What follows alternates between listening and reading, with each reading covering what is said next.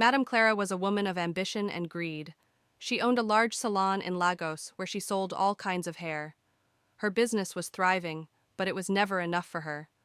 All she could think about was how to make more money and become the most famous hairdresser in town.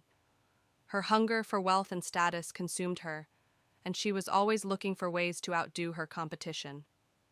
One day, Madame Clara overheard rumors about a magical type of hair unlike anything anyone had ever seen.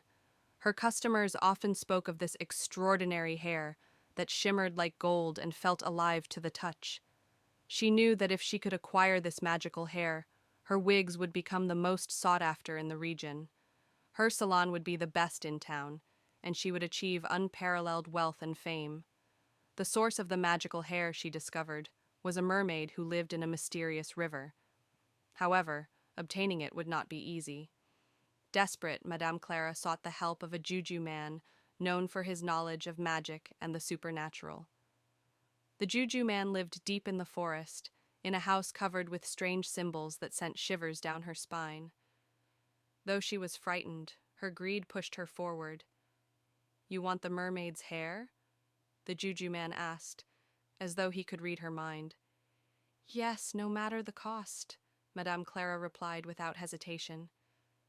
The juju man warned her, "The mermaid is powerful. If you don't keep your promise to her, she will punish you." But Madame Clara ignored his warning. All she could think about was the riches the hair would bring her. The next day, she went to the river. The water sparkled under the sun, and the air was fresh and cool. She called out, "Mermaid, I know you are there. I have come to make a deal." The water rippled, and a beautiful mermaid emerged. Her long golden hair floated around her like waves of light. Her voice was soft yet commanding as she asked, "What do you want?" "I want your hair. I will sell it and become the richest woman in town," Madame Clara declared. The mermaid's smile was not kind. "I will give you some of my hair, but you must return what you take, or face the consequences," she warned. The mermaid handed her a handful of hair, shimmering and soft. Madame Clara was ecstatic. She thanked the mermaid and hurried back to town, dreaming of the fortune she would make. She crafted wigs from the magical hair, and they were an instant success. People came from far and wide to buy them, and Madame Clara's fame soared. But Madame Clara did not return to the river. She had no intention of keeping her promise. Weeks passed, and strange things began to happen.